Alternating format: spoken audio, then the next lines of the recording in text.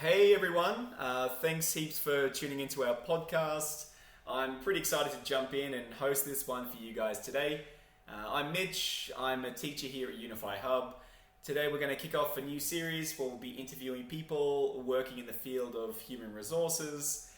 This series is a great opportunity for our listeners to find out what it's like to work in such a diverse field and to get to know our guests and what makes them tick, both professionally and privately. And of course, it gives you guys a great opportunity to brush up on your listening and vocabulary skills in the process. Okay, so it's time to meet our first guest. Strap yourselves in and get ready for some new knowledge, as our guest is able to boast quite an extensive experience and keen perspective in the field of learning and development. She's a huge coffee enthusiast, and we definitely prefer to use that word enthusiast instead of the word addict. So yeah, I'm also a coffee enthusiast, so we have a big connection there. Maria, if you'd like to jump in and give us a quick introduction, telling us a little bit about yourself, apart from the fact that you love coffee so much, and also get us up to speed with how long you've been working for SEMrush and your area of responsibility. Hi Mitch, hi everyone, thank you so much for such a warm introduction, and I'm so happy to see you. Actually, for those of you who don't know, Mitch used to be my English teacher, and it was so much fun every Monday morning, I think, and so we had amazing English experience there, so happy to see you. It's been a long time. And yeah, as I said, my name's Maria. I've been in SEMrush for almost 3 years, and I'm part of learning and development team, so we're working on team development, personal development, global initiatives in the field of culture and learning. So a lot of interesting things. And right now I'm based in Budapest, in Hungary, and still travel a lot. But for now I'm here. So yeah, happy to see you, happy to start our episode today. Definitely, and yeah, thanks for a warm introduction for me too. I really appreciate it. And yeah, Budapest, beautiful city. Yeah. So, what's your favorite part about that city so far? Part of the city. Yeah, or favorite thing about that city. Well, I don't know. Well, let me think. There are a lot of nice food places here. Okay, I mean there are quite obvious things like it's beautiful, the weather is nice, and Budapest is a huge hub in terms of traveling. You have a lot of cheap flights from here into here, so yeah, it's convenient. But yeah, I mean something not obvious, really good food here. You can find very nice places as well as coffee. So yeah, that is a nice thing. And I feel you there, being a fellow foodie, and that's one of my go-to things. Yeah, whenever I travel somewhere, it's always, what can I eat? So yeah. True. And yeah, like you said, like being really like centralized there in that central area, yeah, it's so good for traveling. Yeah, from there, and yeah, we're going to jump into a bit of life and traveling experience a little bit later on in the episode. But yeah, actually, let's get down to business, and we'll talk a little about your work and your experience. So look, yeah, you're like you said, you've been working in learning and development. Really interesting fields, and look, what sort of can you walk us through like your career path and what led you to where you are now? Like, why did you make this decision? Like, what sort of got you there? Oh, sure. In my previous company, I was really involved in culture team projects. So I was not in culture team and not in L&D, but I was really involved in it. So we did like values ambassadors. It was also IT company, quite a big one. And we did, like values that when we chose several people to be ambassadors of. So I was one of them, and then I was responsible for onboarding newcomers to the company in terms of values and culture.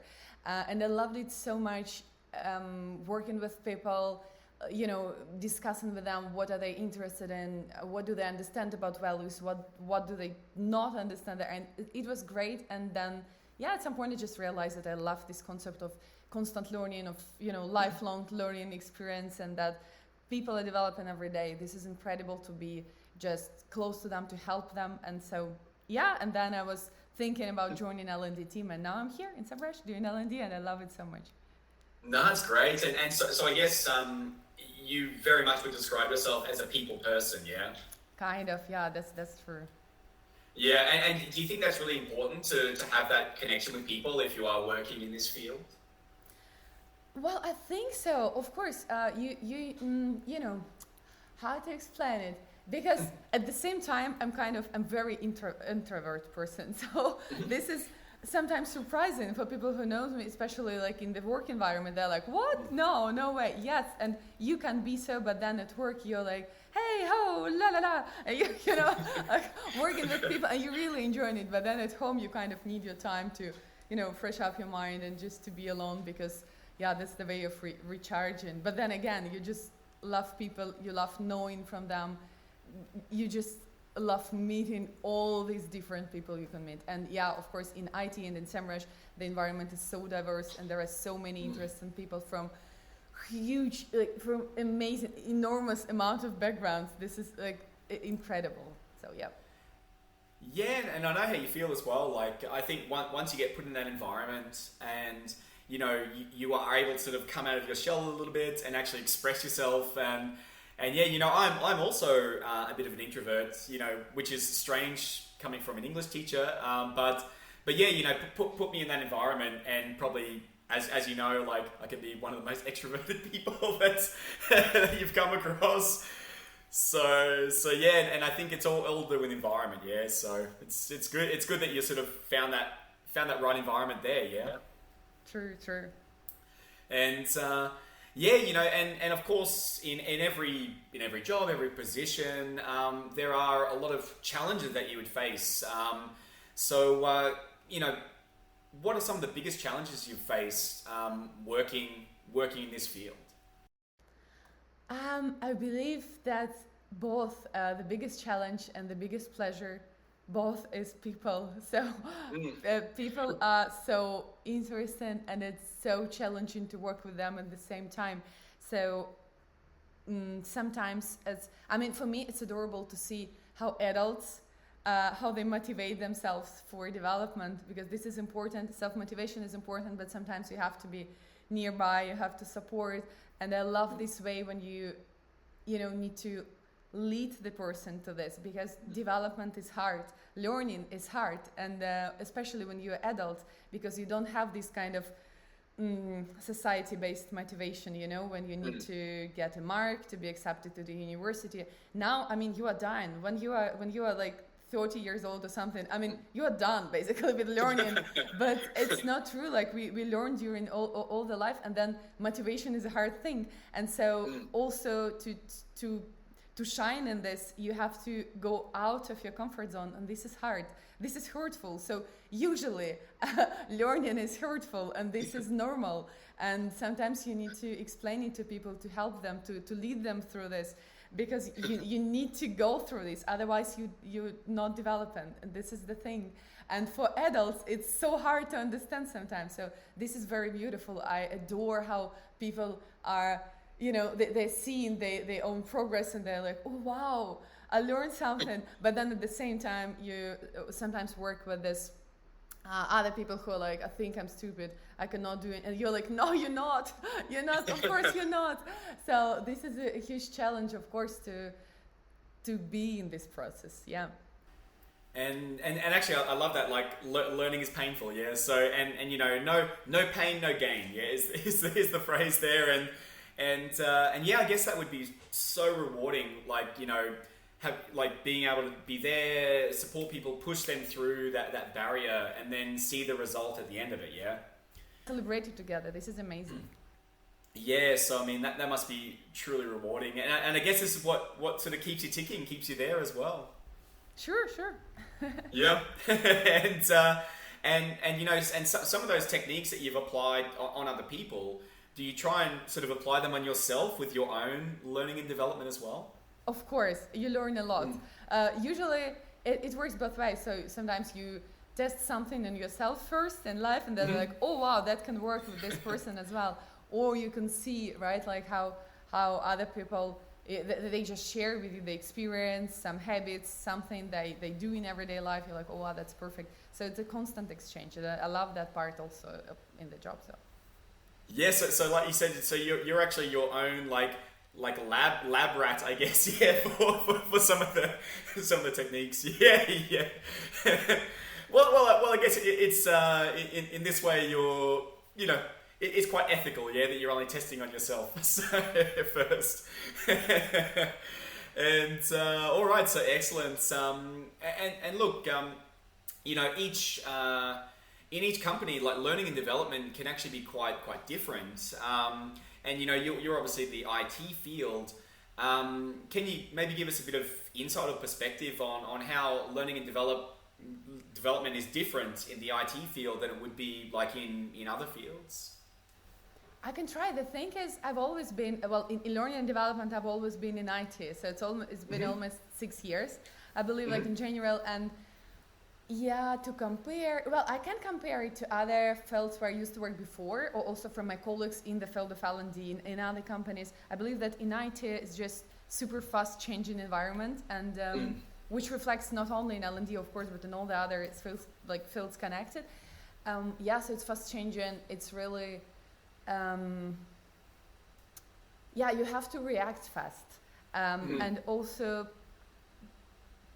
people are a bit different because of this, because you have to be flexible to the needs, flexible to kind of demands that could just pop up, because okay, then you have to change everything super fast. Also, the feedback culture is different. I remember I once worked in a marine engineering company, very huge one, with like 5,000 people. But they are all like, when it's like engineering, finance, they are super I don't know, like they usually they give you feedback, but not that extensive one, not that really fast one. Like in IT, you just get it's immediately. Like if something goes perfect, you're like, oh wow, we love it so much. If something goes not perfect, you'll receive it even faster. You're like, okay, that's not perfect. You're like, okay, good, let's go change it. So it's kind of product development, I guess, which reflects on everything, because you have to develop your products fast, because the market is crazy, market is fast. You have to respond to this. So, and this just reflects on everything, and L&D as well. And it's actually very nice because you learn fast. So you can improve really fast. You do like the speed of projects, we realize, is crazy, and you do so many during the year, and then you see how it changes your mindset actually, and this is great. So I guess your advice for anyone looking to get into this field, especially in the IT sector, would be that they would have to adapt well to a fast-paced, like fast changing environment, right? Yes, and you have to be very flexible and very open-minded and patient. Yeah, because working with people is not easy everywhere. It's very interesting, not easy. But when the environment is fast changing, of course, it just changed everything. So then you're like, like very, very quickly. And I guess being in that situation when it's high pressure, fast changing, and a lot of stress, I guess, involved as well. Is it sometimes difficult to keep everyone's emotions, under wraps, when everyone is so stressed about what's going on? Yes, you see it. Actually, it seems like you worked in L&D. Yes, of course. First of all, you have to understand your own emotions and manage them. But then, of course, you see how it's not easy for people sometimes, because they have to carry so many things at the same time. And then, of course, they are worried that they don't have enough time for L&D, for example, and they are stressed even more. And then, of course, we are always happy to help here and to explain that, wait, hold on, just inhale, exhale, it's going to be all right, so let me help you. And it's always like this, but it's beauty of life, I think. Yeah, and I love that. Yeah, just breathe is the best, the best advice. Yeah. And okay, so that's awesome, and and it seems like not only are you really good at what you do, you also love what you do, and I think that's super important, to actually really enjoy what you do, yeah? I agree. I'm so happy about it, because I think that was my biggest dream when I was like 15, to find something that I will love, that, when your job is kind of a hobby, and then you just see the sense in things, and this is so important. Yeah, and actually that's a great way to bring us on to our next point as well, to talk about life and a bit of maybe a bit of work-life balance there, because like you said, when you love what you do and you really want to do it, do you sometimes find it difficult to make that divide between work time and free time because you love what you do? Oh yeah, that's easy. Because yeah, well, one thing you have to remember, work-life balance is everything. I mean, all of us have to remember this, because otherwise you burn out, and we don't need that. So, well, yeah, try to have a working schedule. Also, that's why I love working in the office when I'm in our office locations, because I'm a remote worker, so usually I work from home, or I go to co-working, because in respect to my home, home should be home. And then, this is very, very important. Sometimes it's hard to find this line because it's really fine, but no, it's important. So we have to keep this balance. No, definitely. I know I'm also a big supporter of work-life balance. It's hugely important, especially for, just for performance in both sides of our lives, like professional and personal. Yeah, so definitely. And yeah, so jumping into that side of things, look, I know you are a really keen traveler like myself, and this is something we definitely have in common. Coffee and traveling, I think some of our big interest points. So look, what sort of inspired your love for traveling? Like, what gave you that travel bug? Well, originally I would say my childhood, because I'm from very far east part of Russia, from Siberia. My city is quite big, but it's literally in the middle of nowhere. It's just around it, nothing. And so when you eventually out of it, so when I moved to St. Petersburg to the university, and then I started traveling, and I realized, oh wow, Europe is so close. You can actually go to Finland by bus. Oh my God, really, seriously, 6 hours by bus, and you are in Helsinki. I mean, in my hometown, if you go 6 hours by bus, you are nowhere, in the woods probably. So nothing is there. And now everything is so close. I mean, if you're talking about Europe, and then first of all, things that were motivating to me is just see the beauty, just see different beauty, because it's different, and in the world it differs a lot, and then different people. But then after several countries, maybe 15 or I don't know, 20, you realize that traveling is it's shifting from discovering the world to discovering yourself, actually. And then, every new country, new city, even inside one country, you just keep shaping yourself. You keep revealing the potential, if you could say so. You keep learning about yourself, and then shaping your values. Even if you never realized what your values are, well, you will. If you travel and visit a lot of cities, meet a lot of people, continents, and then you're like, oh wow, okay, this thing is really important to me, and this thing is actually not.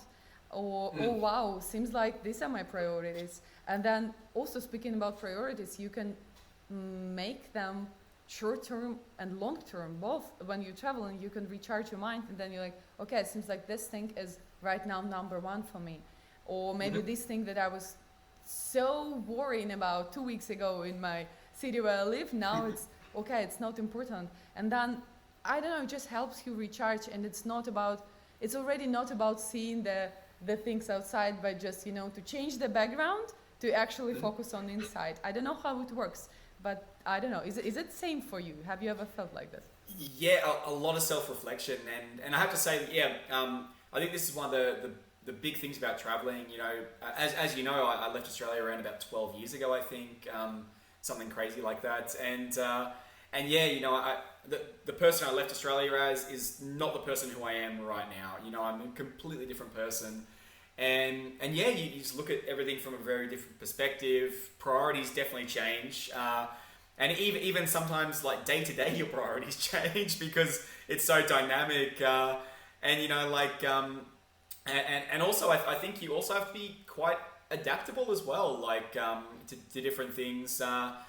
have you, have you experienced anything like that where you've had a really difficult situation that you've had to overcome when you were traveling, and has that, do you think that's been beneficial for you in other parts of your, other areas of your life? For sure. Can't agree with you more. It's very, and it's the skill that you learn. And you can develop it. That's also about learning and development, Adaptability is something that you totally can develop. And this flexibility as well, that you react fast on the things that happen, and you just start realizing that not everything in your life you can control, and this is normal. This is okay, not to be in control of everything that we always, tend to do so. And I know you've probably faced a lot, since you've been traveling, but can you think of maybe one challenge that you've faced, and then, and how you've actually overcome that challenge, and what you did to sort of deal with that? Sorry to put you on the spot like that. It's a difficult question. Yeah, that's a very exciting one. I don't know why. Well, okay, for first thing that came to my mind, that 2 months ago I went to trip. That was a surf camp in Portugal with people who I never met before. But the goal was actually to try surfing, because I know that it's hard and it's gonna be a huge challenge for me. And I was so tired at the moment when I went to this vacation. So I was like, okay, I need this to see how do you actually act in the environment where you cannot control anything. Because I'm quite good at skiing, but mountain is not moving. So in skiing, you control just your knees, and that's it. So you basically, it's all about your skill. Environment is same. But in surfing, well, this is crazy. Like, nothing is under your control. And that was really the goal. Like, when the instructor asked me, like, why did you come? And I was like, well, I don't think I will become a surfer, probably. But I want to learn this lesson. I want to try this to see, okay, Maria, you see what? You are not controlling the ocean. And well, that was the greatest lesson. And I can even tell you some sensitive thing. Like, on the second day of trying, I was crying in the ocean because, and I know that was my emotions going, outside of me. I was just lying on the surfboard, and I was like, ooh, wow, okay. And this is crazy. And then you just give it a time. How to overcome any challenge. Breathe. Inhale, exhale, and ground yourself, and you will overcome it for sure, of course. And I have to say, like, if you're going to cry anywhere, crying in the ocean is perfect, because you can just say it's salt water on your face and it's not tears, So if you're trying to cover up that fact, then it's a perfect place to do it. 100% true. That's what I did. I was like, okay, that's I know, tears. Yeah, exactly.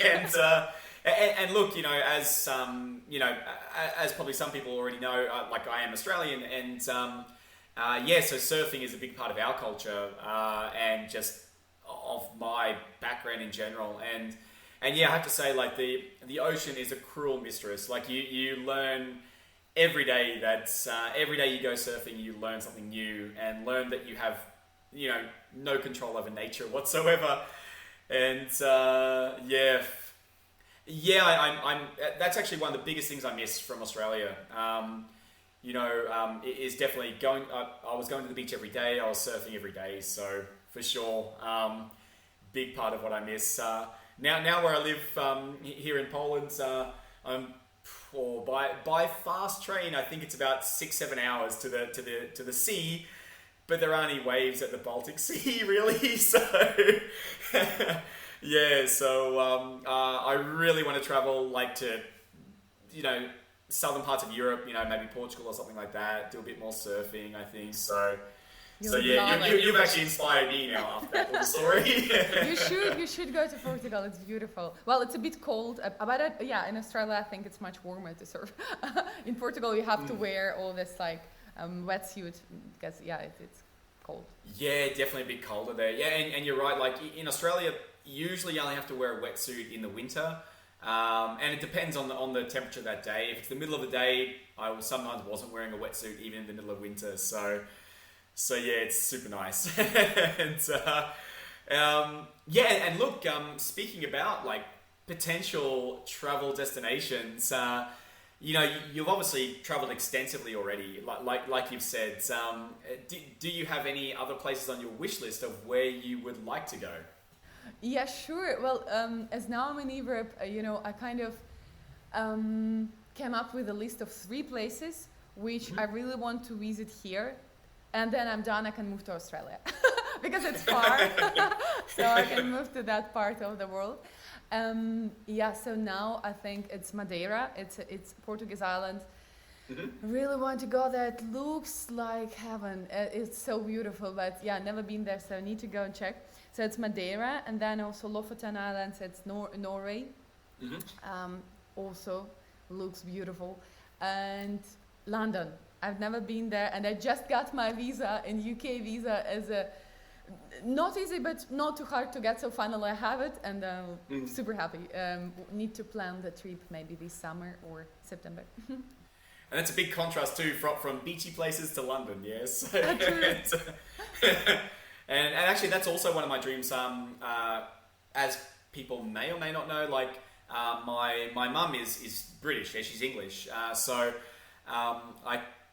But I've never been there, so that's one of my dreams to go to London. So I'm super jealous that you're going to get there before me, and I actually want to hear all about it as well. So yeah, I will tell you. Well, you don't have to be jealous. Mitch, you have Australian passport, really. I mean, winner. And actually, moving on to that point, like you said, something that really hits home for me, wanting to go over to Australia. What sort of what was your reasoning behind that? Like, apart from the fact that it is so isolated, so far away, what were the other things that would attract you to go to Australia? You know what?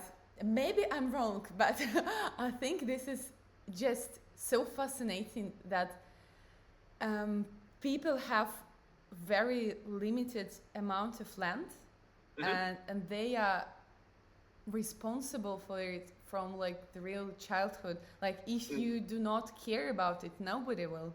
This is just your land, and you have to. So it's not about the ownership. It's about the sense of responsibility for it, for the like ownership you have.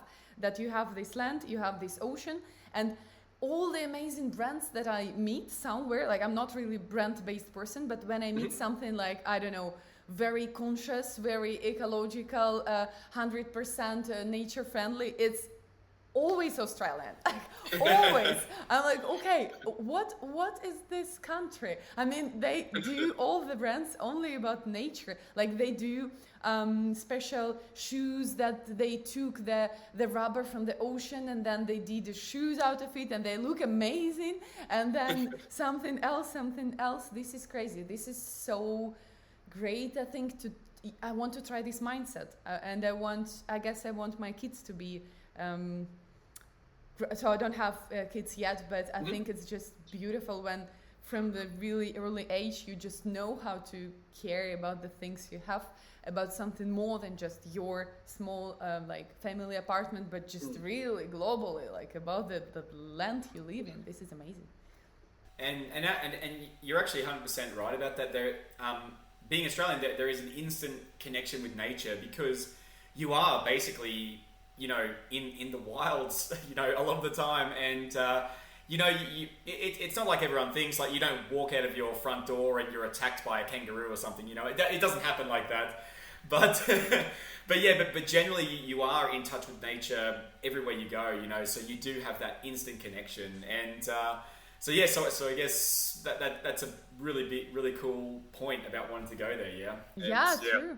I don't know, my English group and like all my colleagues were always making fun of me that, oh, okay, you're gonna wake up, then, you know, take off the snakes out of your body, and then you're gonna, so like snakes are everywhere. But then I see this funny Reels video in Instagram. I always send them to Bridget, another Australian teacher we have, because we follow each other on Instagram, and I send her like, can you prove it's true? And she's always saying that it's not true, and she never saw this stuff in Australia. I was like, okay, good. But you know what? Recently, actually, in Portugal, I met a girl who lived in Australia for 1 year, and she said that you can, like, she never was afraid of spiders before, but now, like, she said you can actually hear the spider, like, tick, tick, tick, tick, tick, tick. You can hear it in the apartment. I was like, no, no, you cannot. Is it true? Yeah, and I hate to shatter your world, but that is true. And, but one positive thing is if you can hear the spider, it means it's big, and it means it's usually not dangerous, or usually not deadly anyway. So that's actually a positive thing if you can hear the spider. It's the small ones that you can't hear that are the dangerous ones, and that's what you have to watch out for. Okay, good thing, good. And also, just so you know as well, especially if Bridget is listening to this, Bridget's actually from New Zealand, but she lived in Australia for a long time, yeah. But you know, I'm sure she won't be offended by being called Aussie. and you know, we always have a really friendly rivalry between Aussies and New Zealanders, yeah, Kiwis actually we call them, yeah, and yeah, so it's always a bit of tongue in cheek, yeah, with that kind of stuff, and yeah, so that's really cool, yeah. I 100% recommend Australia, and look, you know, before you go, we'll get together and I'll just teach you, you know, the 20 most common like slang phrases to use, and you'll be right, you know. Good, I love that plan. And then one day I will call you from Sydney and Mitch, and I will just speak to you like, you know, fully 100% Australian English. Yeah. and yeah, you know, if you do that, I'll be super proud. Yes. And yeah, so cool.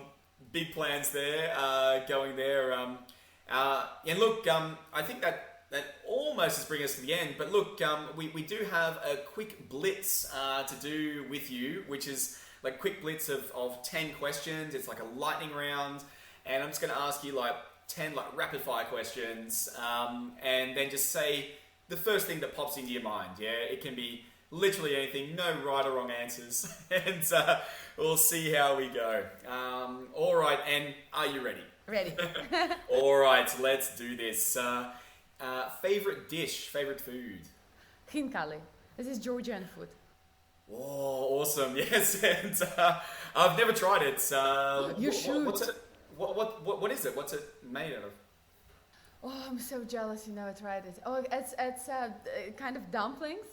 They're about huge dumplings with meat inside. It can be with cheese also if you're vegetarian, and yeah, but like the regular ones, they are with meat and some special Georgian spices. So yeah, I miss it so much. Okay, so that's one reason to go back and visit, yeah. All right, second one here, your favorite idiom or maybe like slang word in English. I'm so bad at it, but I'm huge Friends fan. So I think all the like famous quotes from Friends, my favorite is like, "Could I be even more happier?" Or like, I'm like a huge fan of Phoebe Buffet, who is like, "Christina Filangi. This is Christina Filangi." You know, when you have to pretend someone else, you can say like, "No, it's not Maria. It's Christina Filangi," or yeah, like stuff like that. Or like, "We are on a break." and you're speaking to a huge Friends fan here as well. So yeah, and every phrase you said there rang so true with me as well. And especially yeah, we were on a break. I love that one. And all right, dream vacation spot, like dream place to go for a holiday. Let it be Madeira. Okay, yeah, because it's on your wish list. So yeah, and how soon do you think you're going to be able to get there? Hopefully this year. Good thing that in Madeira, I believe that the seasons, they're not changing that hard, so more or less the same during the year. So hopefully in autumn maybe. Okay, so I'm jealous. And All right, so are you a morning or a night person? So an early bird or a night owl? Morning person for sure, 100%. So I wake up usually at 7 or 8.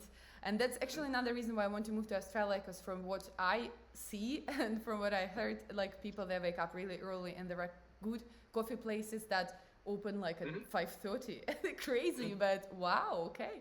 So you can do sport in like on the beach like at 6, and then immediately straight after you can have a coffee. This is perfect. And actually Australia is #1 specialty coffee consumer. Yeah, no, and that's where I started drinking coffee, and yeah, it's, and actually, you have to say like if you're an early bird, that's perfect for Australia, because getting up, going surfing, you know, at 5 o'clock in the morning is completely normal, and yeah, it's sometimes the best time to go surfing, like 5 in the morning as the sun's rising. It's beautiful, yeah. And all right, so favorite movie, or even like your comfort movie, I guess. Comfort movie, Friends. This is I rewatched them for, I don't know, 10 times at least. And I also love movie Bucket List. I can't say that it's my comfort one or that I watch it really often, no, but several times, and I love it. It's very nice. Have you watched it?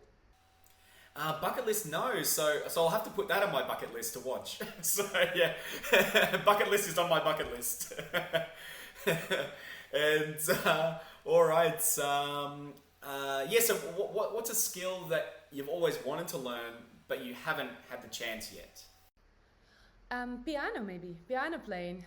Yeah, and now just by lucky chance, I'm renting an apartment in Budapest with piano. So my landlord just left her piano, and she said, if you know how to play, you can. Now I'm doing it with YouTube. You know, in YouTube you have these videos like for kids when there are just like buttons going with the lights, and you just. So I have no idea about the notes and all this professionalism in music. So I just do what YouTube shows me. That's yeah, and actually tabs like that is a great way to learn. Yeah, like reading music is really difficult. And yeah, and you've been given the gift of the piano there, so you've got the opportunity, yeah. And most inspiring person or people in your life? My aunt, probably. So she's an architect, and I think if I never became L&D as professional, I wish I could be an architect. And she's very cool. She's super smart. And from really early childhood, I saw a lot of nice books at her place, which were always in English. And probably that's how my passion to English has come to me, because I saw that all the amazing books are always in English. And I was like looking at all these pictures and beautiful houses, and it inspired me every time. So yeah, I think that she inspires me still. So, and that often works like that. Like one inspiration like inspires and something else, right? And it's just like a domino effect sometimes like that, which is really cool. Exactly, it's like a chain. You just A, B, C, and then it's like and so. That's awesome. And all right, and what's your go-to productivity hack? I don't have that. Do you have? Share with me, please. But yeah, well, I think the best what's been working so far is just change the activity. So if you like do computer work and stuff, and then you're like stuck, just stand up, do some yoga, like 15 minutes yoga or something, or just go for a walk, go outside, grab a coffee, come back, then just change the landscape you have in front of your eyes, just the view, and then and this I think works. Yeah.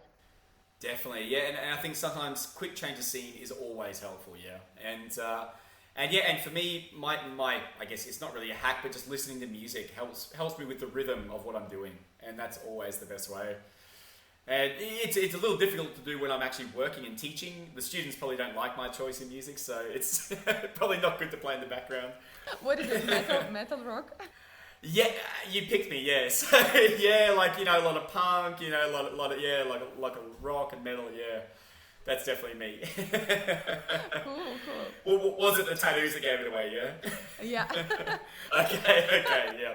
And oh yeah, so which accent do you prefer? The British or American or Australian maybe? Okay, of course Australian.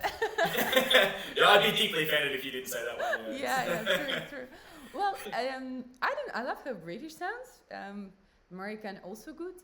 I think all of the accents are beautiful. So if you, as long as you understand, because sometimes it can be really slang and these things, but in general, I think in every accent there is like some beauty.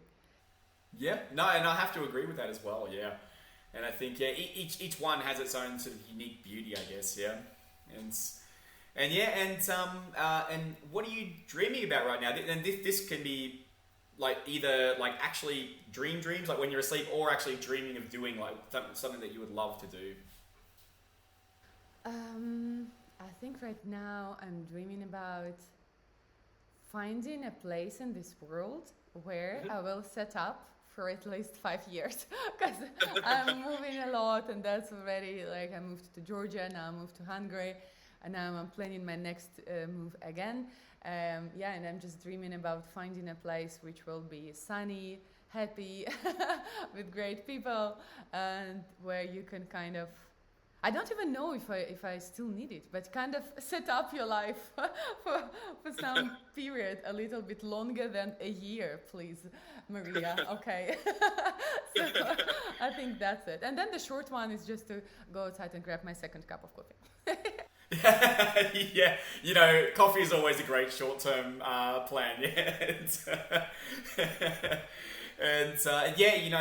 true. Like after traveling a lot, it is nice to settle down for a little while. Yeah, in one place, just to have a bit more foundation somewhere. Yeah, and I know exactly how that feels. That you already build foundation inside. So you're more or less fine everywhere, and the home is where you are actually, and then you kind of get used to it. But no, still, I mean, come on, that would be a lie to say that you don't need a home place. Of course you do. So yeah. No, it's true, and I'm sure it's just around the corner though. Yeah. Thank you. And look, that brings us to the end of our Blitz round. Perfect score, by the way, because there was no marking system. So and